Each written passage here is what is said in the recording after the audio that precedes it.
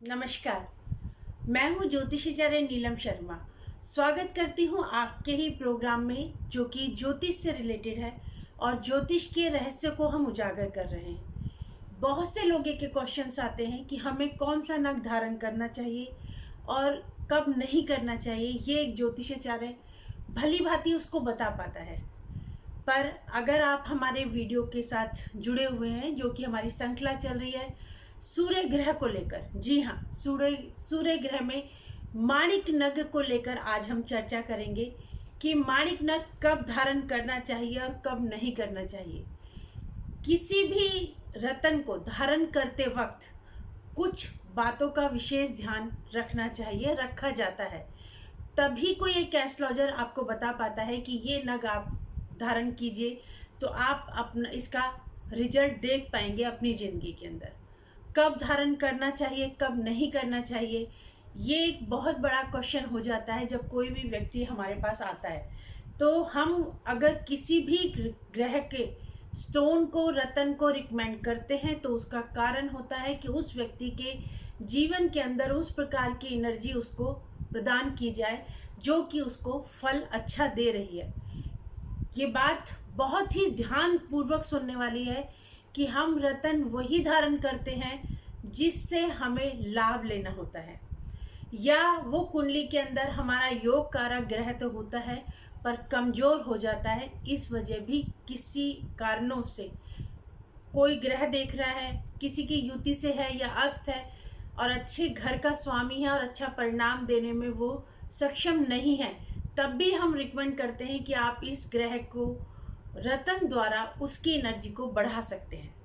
तो आज इसी विषय को लेकर कि सूर्य ग्रह का जो नग माना गया है वो माणिक माना गया है, धातु सोना और तांबा है, इसको कब धारण करना चाहिए, कब नहीं करना चाहिए, मैं मेष से लेकर मीन लगन तक की जानकारी आपको दूंगी कि किस भाव में अगर सूर्य विराजमान है तो आपको रतन धारण करना है, और अगर वो अच्छे भाव के स्वामी नहीं है और कौन कुंडली के अंदर अच्छा फल नहीं दे के चल रहे तो हमें वो रतन कभी भी धारण नहीं करना। तो यहाँ आप हमारे साथ जुड़े रहिए हमारे वीडियो के साथ अंत तक, और हम अंत में जिस तरीके के वास्तु से या रतन से संबंधित क्वेश्चंस आते हैं, फ़ोन कॉल्स आते हैं, कमेंट्स में आते हैं, वो एक प्रश्न जरूर हम अंत में लेंगे। तो आप हमारे साथ वीडियो के अंत तक जुड़े रहें। पर इससे पहले आपसे अनुरोध है कि अभी भी अगर आप हमारे चैनल पर नए आए हैं तो आपसे अनुरोध है कि हमारा चैनल सब्सक्राइब करें, साथ ही साथ नोटिफिकेशन बेल को अवश्य प्रेस करें कि जब भी हम कोई नया वीडियो बनाएं, क्योंकि जो श्रृंखला चल रही है, मेरा जो ध्येय है कि सब लोग ज़्यादा से ज़्यादा घर बैठे इस चीज़ का लाभ उठा पाएँ कि ज्योतिष में हमें कब कौन सा रतन धारण करना चाहिए और कब नहीं करना चाहिए। तो वो श्रृंखला आपसे मिस ना हो, सूर्य देव को लेकर हम ये श्रृंखला बना रहे हैं। 14 तारीख को सूर्य देव ने राशि परिवर्तन अपनी मेष राशि के अंदर किया है, तो हमने सर्वप्रथम मेष राशि को और मेष लग्न से ही हम शुरू करेंगे।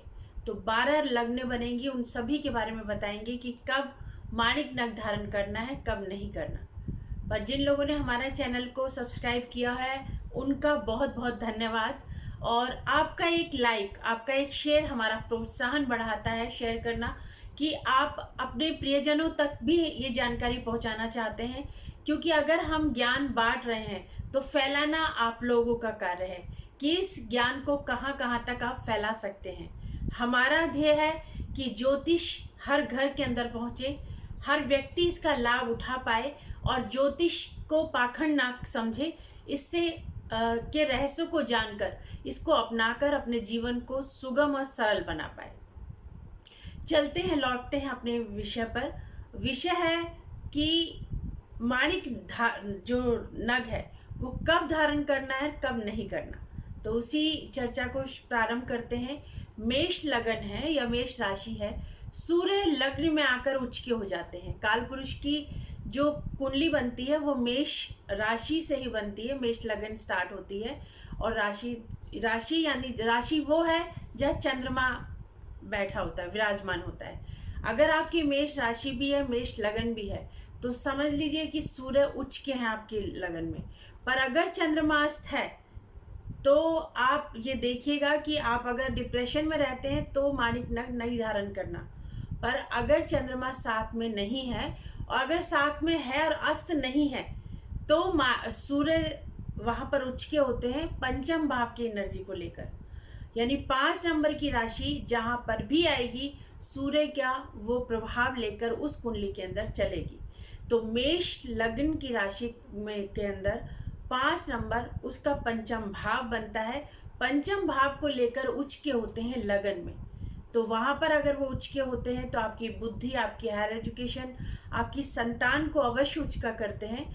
अगर वो किसी बुरे प्रभाव में है और किसी कारण से सूर्य कहीं प्रभाव अच्छा नहीं दे पा रहे हैं, तो माणिक नग अवश्य धारण करें। पर अगर सप्तम दृष्टि उनकी सप्तम भाव पर पड़ती है, वैवाहिक जीवन में कोई दिक्कत आ रखी है, आप उस उम्र के उस पड़ाव पे हैं कि आपके पारिवारिक यानी पति पत्नी के अंदर मतभेद है, तो यहाँ पर सूर्य नग का जो माणिक नग है वो हम धारण नहीं करने के लिए बोलते हैं। तो यहाँ मेष जब आता है, सूर्य उच्च का होता है, पर मेष लगन में आपको कब धारण करना है? जब वो पीड़ित है, संतान से संबंधित कोई दिक्कत आपको अगर आ रही है, हड्डियों से संबंधित कोई दिक्कत आ रही है और आप प्रोग्रेस नहीं ले पा रहे और सूर्य की महादशा अंतरदशा चल रही है, तो आप माणिक नग धारण कर सकते हैं। पर अगर पत्नी के साथ किसी भी तरीके का तनाव या डिवोर्स केस चल रहा है, या पत्नी के साथ बहुत ज़्यादा आर्गूमेंट होती है उस पीरियड के अंदर, तो ये आप देखें कि अगर इस एज पे हैं तो आप माणिक नग ना धारण करें और सूर्य की आराधना करें और सुबह सूर्य भगवान को प्रणाम अवश्य करें। अब बात करते हैं हम वृषभ लगन की। अगर वृषभ लगन के अंदर सूर्य देव लग्न के अंदर ही बैठे हैं, यानी प्रथम भाव में बैठे हैं, तो क्या हमें जो उसका नग है वो धारण करना चाहिए कि नहीं? जी हाँ, वृषभ लगन के अंदर अगर सूर्य देव हैं तो वो अच्छे ही भाव के स्वामी बनते हैं। चतुर्थ भाव यानी माता का भाव है। अच्छी गाड़ी, अच्छा मकान, अच्छा सब चीज़ बहुत उच्च कोटि की आप चाहेंगे। और लग्न के अंदर अगर सूर्य है तो आप माणिक नग धारण कर सकते हैं, क्योंकि वो अपने वृषभ अपोजिट राशि के अंदर है। पर एक सूर्य अपने आप में बहुत ज़्यादा अहंकार अहम लिए होता है। सप्तम भाव को अगर देख रहा है, और सप्तम में यहाँ पर फिर वही बात कहूँगी, पति पत्नी के बीच में अगर सामंजस्य नहीं है तो वहाँ पर माणिक नग ना धारण करें। पर अगर पति पत्नी के साथ आपका सामंजस्य बहुत अच्छा बैठ रहा है और लगन में सूर्य बैठे हैं, तो आपको मकान, जमीन, जायदाद, प्रॉपर्टी या माँ की हेल्थ को लेकर कोई चिंता है, तो आप अवश्य माणिक नग धारण करें और उसका लाभ आपको अवश्य मिलेगा। अब बात करते हैं मिथुन लगन की। मिथुन लगन के अंदर स्वामी बनते हैं तृतीय भाव के, यानी तृतीय साहस पराक्रम का बनता है। साहस पराक्रम को लेकर आपके लग्न के अंदर हैं सूर्यदेव, तो आपका साहस आपको बढ़ाना है। आपका साहस में कहीं कमी है, दोस्तों के साथ बहुत अच्छे आपके संबंध रहे, आपका दोस्तों के साथ से आपको लाभ मिल पाए, क्योंकि वो दोस्तों को 11वां भाव पड़ जाता है और आपका वो तृतीयेश है, यानी साहस बढ़ता है दोस्तों से। तो आप यहाँ पर सूर्य नग धारण कर सकते हैं, आपको छोटी मोटी यात्रा में अवश्य लाभ होगा। अब बात करते हैं कर्क लग्न की। जी हाँ, कर्क लगन यानी कि वो चंद्रमा की लगन बनती है और चंद्रमा की लग्न में वो द्वितीयेश बनते हैं। जो कर्क लगन है उसका द्वितीयेश अगर सूर्य देव बनते हैं तो आपका धन, परिवार, कुटुंब, प्रारंभिक शिक्षा, आपकी वाणी, आपका धन, ये सब द्वितीय भाव के अंतर्गत आते हैं। अगर आपसे इनसे संबंधित कोई दिक्कत है और लगन में सूर्य आए हुए हैं तो आप माणिक नग धारण कर सकते हैं। पर वही सप्तम में अगर आप उम्र के किस पड़ाव पर हैं, और नग को ये पहनते वक्त भी देखना पड़ेगा कि उसकी महादशा अंतरदशा चल रही है, तो वो लाभ जो उससे पहले मैंने वीडियो बनाया है कि आपको उसके लाभ हो रहा है इस दशा महादशा का, या कोई परेशानी चल रही है, ये आप जरूर देखिएगा। ये देखने के बाद ही रत्न धारण कीजिएगा, नहीं तो कई बार रत्न धारण करने से नुकसान भी हो जाता है। यहाँ कर्क लगन है और द्वितीयेश होकर वो लगन में है, तो ये शुभ भाव के हैं पर मार्गेश हैं, तो ये स्थिति को देखकर आप धारण कर सकते हैं। अब बात करते हैं हम सिंह लगन की। सिंह लगन के अंदर सिंह अपनी ही राशि बनती है, लग्नेश को स्ट्रॉन्ग करना हमेशा बनता है। अगर सूर्य अपनी ही राशि के अंदर विराजमान है और लगन के अंदर बैठे हुए हैं तो आप, और महादशा अंतरदशा आ गई तो आप पॉलिटिक्स में की तरफ रुझान रहेगा, आपके अंदर एक बहुत ताकतवर व्यक्तित्व आपका रहेगा, तो आप माणिक धारण कर सकते हैं। अब बात करते हैं कर्क लग्न की। कर्क लगन के अंदर सूर्य देव 12वें भाव के स्वामी बनते हैं। सॉरी, 12वें भाव के स्वामी बनकर अगर वो लग्न में बैठते हैं तो यहाँ शरीर को कहीं ना कहीं नुकसान होता हुआ नजर आता है। तो यहाँ पर कर्क लग्न है तो सूर्य का नग धारण ना करें। अब बात करते हैं तुला लगन में। तुला लगन के अंदर एकादश भाव का लॉर्ड बनते हैं सूर्यदेव, और वो वहाँ पर लगन में आके नीच के हो जाते हैं। नीच के जब होते हैं तो हड्डियों में दर्द और लाभ तो अगर होगा पर किसी ना किसी तरीके से वो कहीं खर्चे में चला जाएगा या कर्ज में चला जाएगा। पत्नी के साथ सूर्यदेव अगर नीच के हैं तो पत्नी के साथ कहीं पर अहंकारी स्वभाव या पत्नी के साथ कहीं अच्छा प्रभाव नहीं देके चलते। तो तुला लगन के अंदर सूर्य की महादशा के अंदर अगर वो लग्न के अंदर नीच के हैं तो धारण रत्न माणिक नग ना किया जाए। अब बात करते हैं वृश्चिक लग्न की। वृश्चिक लगन के अंदर सूर्यदेव 10वें भाव के लॉर्ड बनते हैं, यानी कर्म भाव के स्वामी बनते हैं। कर्म भाव के स्वामी होकर वो लग्न में अगर विराजमान है तो माणिक नग अवश्य पहने, उससे आपके कर्म में प्रोग्रेस होगी। अगर आप सरकारी नौकरी का प्रयास कर रहे हैं तो वो अवश्य मिलेगी। महादशा अगर अंतरदशा चल रही है तो पॉलिटिक्स में अगर खड़ा होना चाह रहे हैं तब भी आप माणिक नग पहन सकते हैं। वैवाहिक जीवन के अंदर अगर कहीं कोई दिक्कत है तो माणिक नग उतारें।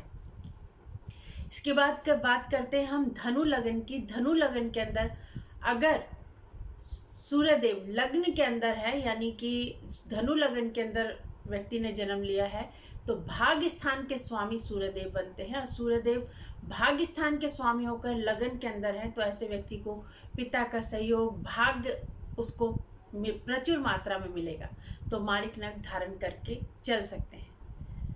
अब बात करते हैं हम मकर लगन में। मकर लगन के अंदर अष्टमेश बनते हैं। यहाँ पर सूर्यदेव अष्टमेश, सूर्य ग्रह अष्टमेश है, अष्टमेश होकर अगर लगन में है तो सूर्य का नग माणिक धारण ना करें।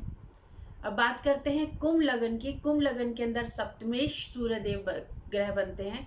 सूर्यदेव की राशि 7वें भाव के अंदर आती है, और ये सूर्य अगर लगन के अंदर है तो आपका पार्टनर है, आपका स्पाउस है, वो ऑलवेज आपके ऊपर डोमिनेटिंग रहेगा। और अगर आपको लगता है कि आपको शादी का समय है और शादी नहीं हो रही तो एक माणिक नग धारण कर सकते हैं। पर अगर पत्नी के साथ लगता है कि बहुत ज़्यादा पति या पत्नी आपको डोमिनेटिंग है तो वहाँ पर ये नग धारण ना करें। अब बात करते हैं मीन लगन के अंदर। मीन लगन के अंदर सूर्य ग्रह जो है वो छठे के लॉर्ड बनते हैं। छठे भाव का लॉर्ड होकर अगर लगन में आ जाता है तो ऐसे में माणिक नग धारण ना किया जाए। माणिक नग धारण करने से आप पर कर्जा हो सकता है, रोग बार बार आएंगे, किसी भी तरीके की परेशानी में घिरे रहेंगे, क्रोध अधिक रहेगा। और सूर्य की महादशा में अगर सूर्य लग्न में है तो वहाँ पर अवॉइड करके चलें। सप्तम का भी उसकी दृष्टि पड़ेगी, तो इसलिए भी यहाँ पर हम कहेंगे मीन लगन के अंदर अगर कुंडली बनती है जातक की और सूर्य लगन में है तो माणिक नग धारण ना किया जाए। ये कुछ तत्व हैं जो कि आप स्वयं अपनी कुंडली उठाकर देख सकते हैं कि अगर आपकी कुंडली के अंदर ऐसे योग बन रहे हैं तो आप माणिक नग कब धारण करें, कब ना करें। तो आज एक क्वेश्चन आया फ़ोन कॉल्स जिसके अंदर वास्तु से संबंधित क्वेश्चन पूछा गया। वो नीता सब्रवाल थी और वो कलकत्ता से थी, कि उन्होंने पूछा कि हमें अपने रूम के अंदर अगर अलमारी बनवानी है जहाँ हम धन से संबंधित कोई चीज़ रखते हैं तो वो किस साइड रखनी चाहिए, क्योंकि वो अपना घर शिफ्ट कर रही थी और वहाँ पर वो अपने मास्टर बेडरूम के अंदर अलमारी रखना चाह रही थी। तो अलमारी आप साउथ वेस्ट साइड के अंदर रखें, जिसका डोर ओपन हो नॉर्थ वेस्ट की साइड। तो जो ओपन खुलो गेट खुलेगा तो वो उस साइड खुले, तो ये धन रखने की स्थिति अच्छी रहेगी और अलमारी रखने के लिए भी सही है। तो ये ऐसे क्वेश्चंस जो भी आप कुछ पूछना चाहते हैं तो कमेंट बॉक्स के अंदर हमें दे सकते हैं। कोई भी अपनी कुंडली के बारे में कोई रतन के बारे में जानकारी लेना चाहते हैं तो हम आपसे कहते हैं कि आप कमेंट बॉक्स में लिख सकते हैं। फ़ोन कॉल्स ना करके कमेंट बॉक्स में लिखें तो हम आपका प्रश्न अवश्य लेंगे। कुंडली जो भी वीडियो बनाएंगे उसके अंत में आप पूरे हफ्ते में चेक कर सकते हैं कि जो भी हफ्ते भर के अंदर क्वेश्चंस आएंगे उनको हम जवाब देने का प्रयास अवश्य करेंगे। तो मिलते हैं एक नए वीडियो के साथ, तब तक के लिए प्रणाम।